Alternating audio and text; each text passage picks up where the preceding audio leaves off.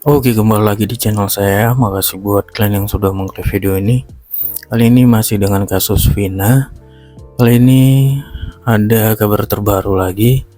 Kita tahu ya, DPO-nya ada juga yang hari itu sempat viral dan sempat jadi isu ya, yaitu Prima Raisona. Ini sekarang lagi live, lagi ada wawancara di live, menanyakan dia kenal Vina atau tidak, kenal Eki atau tidak, dan kenal tersangka yang udah tertangkap atau tidak. Dan di sini jelas sekali dijawab ya. Ayo kita lihat dan kita reaction sama-sama. Sebelum kita ke videonya, bantu subscribe buat channel saya yang belum subscribe, supaya kalian tidak ketinggalan setiap saya upload video baru. Tidak tunggu lama, kita ke video langsung. Let's go. Kemudian si Prima Raisona, kenal nggak yang dengan nama Rivaldi, Eko Ramadhani, Hadi Jaya, Eko Sandi Sudirman, dan para yang sudah menjadi tahanan berwenang? Nggak ada yang kenal. Nggak kenal ya. Kalau sama Vina dan Eki sendiri, almarhum sama almarhumah, Nggak kenal. Nggak kenal juga ya. Nggak kenal. rumahnya jauh apa dekat dari tempatnya Prima ke tempatnya almarhum Vina atau ke tempatnya almarhum Eki? Kalau buat denger-denger sih almarhum Vina kan sama Dikun. Itu kan agak jauh, itu juga denger-denger aja sih. Orang sama Dikun aku juga baru tahu karena rame sih. Nah, kalau si Eki aku nggak tahu. Kalau Eki nggak tahu ya. Nggak tahu. Kemudian sampai ini, maaf kita flashback ke masa lalu karena ini kejadiannya di masa lalu. Prima sendiri pernah ikut nggak dengan katakanlah kelompok motor-motor, saya tidak mengatakan gini, kelompok motor seperti Monrek, kemudian ada namanya XTC, GBR, JCB dan sebagainya. Iya. Kebetulan kan emang apa ngurusin adik-adik ya. Jadi nggak mikirin ke sana dan nggak ikutan sana, Pak. Jadi kerja buat bantuin keluarga aja udah. Jadi nggak pernah ikut-ikutan geng motor, nggak pernah keluar-keluar motor. Bahkan punya motor aku tuh baru di tahun-tahun 2020. 2020-an baru punya motor ya, berarti pada sebelum-sebelumnya sama sekali tidak pernah sama kelompok-kelompok motor tersebut ya. Boleh tahu kerjanya apa, Prima? Sekarang nyukur di Cirebon. Oh, nyukur apa nih, nyukur rambut? Iya, nyukur rambut. Oh, berarti musuhnya saya dong ya? Jadi cukur Wah, rambut. iya. Karena saya kalau masuk salon pasti langsung dicemooh gitu sama orang-orang salon ya. Ya barangkali Kemana sebenarnya mau kita bawa pengungkapan terbunuhnya Vina dan Eki ini? Apakah ini akan kita bawa kepada pengungkapan secara kebenaran material, atau kita bawa hanya sekedar pembenaran subjektif? Mengapa pertanyaan ini muncul? Karena semakin kesini kan semakin terlihat ada keanehan, apalagi dengan adanya beberapa orang yang muncul sebagai pahlawan kesiangan yang mengatasnamakan dirinya melihat peristiwa kejadian itu terjadi dari awal. Pertanyaannya, siapa yang memesan keterangan itu dan untuk kepentingan siapa keterangan itu harus dikemukakan? Oleh karena itu, makanya saya katakan tadi ada dua pertanyaan, apakah ini mau kita bawa kepada kebenaran material atau kepada pembenaran material? Pembenaran yang saya maksud ini adalah, apakah misalnya semua saksi-saksi ini, fakta-fakta baru ini, diungkap hanya sekedar pembenaran terhadap penetapan yang sudah dilakukan oleh penyidik, yaitu penetapan tersangka, dan sekarang yang sudah ditetapkan menjadi terpidana.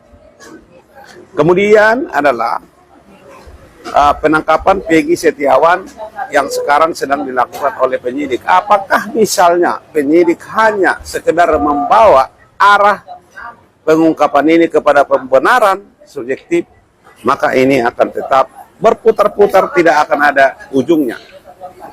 Oleh karena itu yang seharusnya kita lakukan adalah penyidik sebagai alat negara dalam hal penegakan hukum pidana, semestinya dia harus berjalan on the track tanpa harus memikirkan embel-embel. Kalau dia misalnya berjalan secara on the track atau berjalan di dalam relnya, maka dia tidak akan pernah melihat arah ke kanan dan ke kiri. Dia akan melihat secara lurus perkara ini berdasarkan fakta, berdasarkan bukti. Yang mana mencari bukti ini dilakukan secara scientific crime investigation. Namun kemudian ketika kita misalnya kaitkan dengan keterangan aib, di mana keterangan aib ini dibuat hanya sekedar alat pembenaran bahwa mereka telah melakukan upaya penetapan tersangka dengan baik. Coba kita bayangkan, aib itu hanya melihat dari jarak 100 meter di malam hari, tapi bisa mengenali wajah para pelaku. Lalu kemudian lagi muncul keterangan mel-mel. Keterangan mel-mel ini dia mengendap-endap melihat bahwa dia mengenali pelakunya. Nah ini kan harus diuji keterangan ini kalau memang kita arahnya adalah kepada pembuktian material. Atau ketika kita misalnya arahnya itu mengarah kepada kebenaran material, maka ini akan digali apakah keterangan ini bernilai bukti atau keterangan ini hanya sekedar keterangan yang tidak bernilai apa-apa.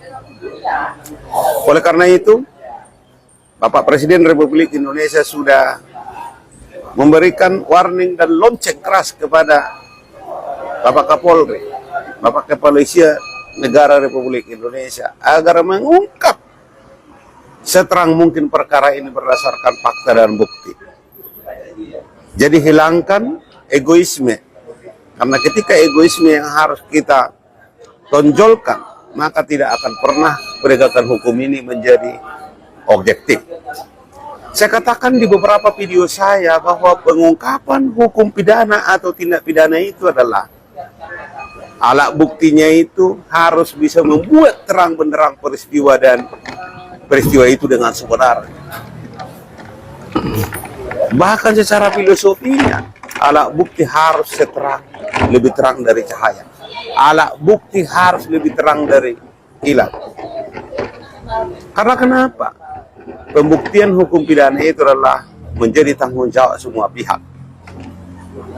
Jaksa, hakim, polisi, pengacara bertanggung jawab untuk mengungkap secara terang benderang karena ini adalah hukum publik. Bukan hukum perdata yang beban pembuktiannya diserahkan kepada para pihak yang mendalilkan. Oleh karena itu, mari kita lihat perkara ini dari kacamata objektif. Menegakkan hukum setegak-tegaknya berdasarkan hukum.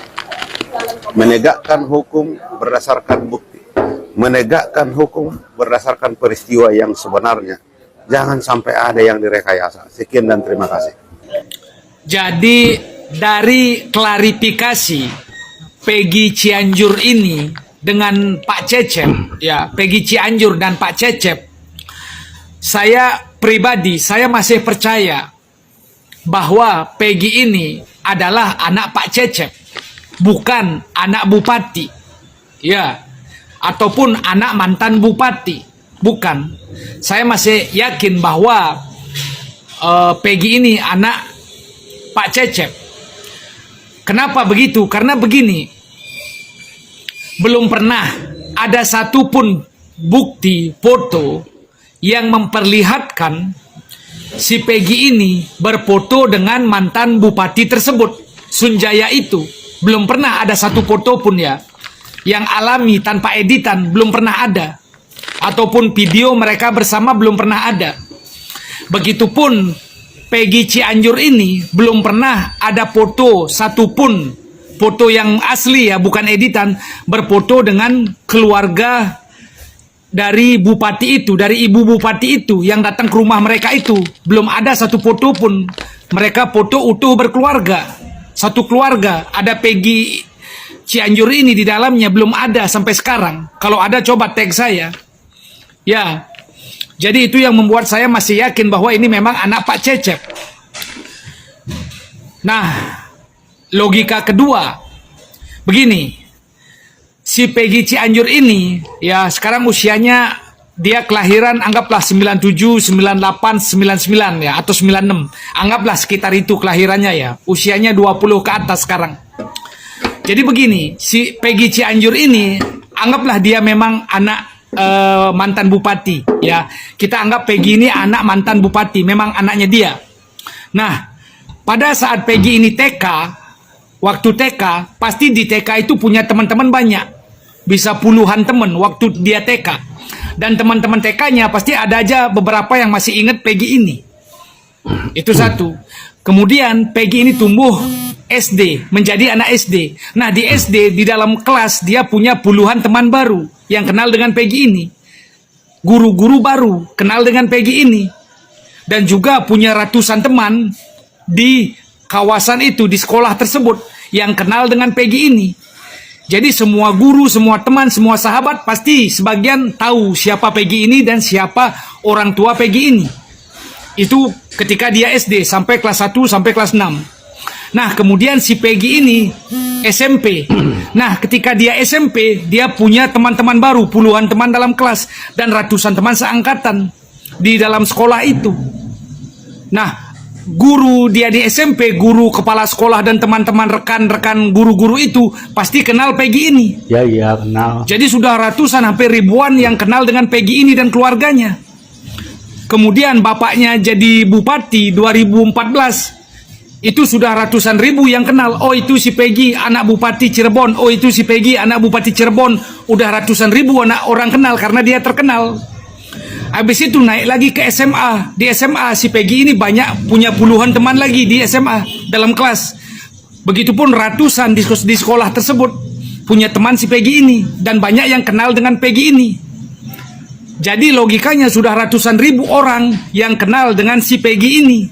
Anak bupati ini kan gitu logikanya. Udah ratusan ribu orang yang kenal si Peggy ini. Itu satu. Nah sekarang kita pindah ke keluarga Pak Cecep. Di keluarga Pak Cecep ada anak-anak Pak Cecep sama anak-anak Pak Cecep itu juga dari TK, SD, SMP, SMA. Pasti banyak yang kenal teman-temannya. Guru-guru banyak yang kenal. Tetangga Pak Cecep banyak yang kenal Pak Cecep. Saudara Pak Cecep banyak yang kenal juga dengan Pak Cecep. Jadi mungkin udah ribuan yang kenal dengan Pak Cecep. Ya, jadi dua keluarga ini, keluarga yang kalian bilang keluarga bupati dan keluarga Pak Cecep. Ya kan semua banyak yang udah kenal. Tiba-tiba sekarang dicari namanya Peggy, pembunuh Pina, anggota geng motor namanya Peggy. Tiba-tiba sekarang ini keluarga bupati, ini keluarga Pak Cecep. Anaknya bupati ini dipindah ke Pak Cecep. Itu pasti ketahuan. Pasti gampang ketahuan. Jadi itu cara konyol sama dengan bunuh diri. Udah banyak yang tahu, tiba-tiba sekarang anak bupati dipindah ke Pak Cecep. Itu sama dengan membuka kedok, sama dengan bunuh diri, ketahuan, konyol gitu loh. Jadi nggak mungkin, itu terlalu nggak mungkin. Ya, tiba-tiba dipindah banyak yang kenal. Udah ribuan orang, ratusan ribu orang yang kenal, tiba-tiba dipindah jadi anak Pak Cecep. Sama dengan buka kedok. Apalagi polisi mencari namanya Peggy, tiba-tiba dia pindah kan sama dengan menyerahkan diri. Jadi bagi saya kecil kemungkinan si Peggy Cianjur ini anak bupati itu, mantan bupati enggak. Saya masih yakin bahwa si Peggy ini anak Pak Cecep. Ya, itu kita berpikir secara logika. Itu aja, terima kasih. Oke, itu dia videonya wawancara Prima Raisona yang hari itu sempat dibahas netizen ya, sempat viral juga. Kali ini muncul dia. Gimana tanggapan kalian tentang wawancaranya yang katanya nggak kenal tersangka yang udah ditangkap dan tidak kenal arah Eki dan Vina, dan bahkan dia nggak pernah ikut geng motor. Gimana pendapat kalian? Coba komen di bawah. Oke, itu sekian video dari saya. Bye.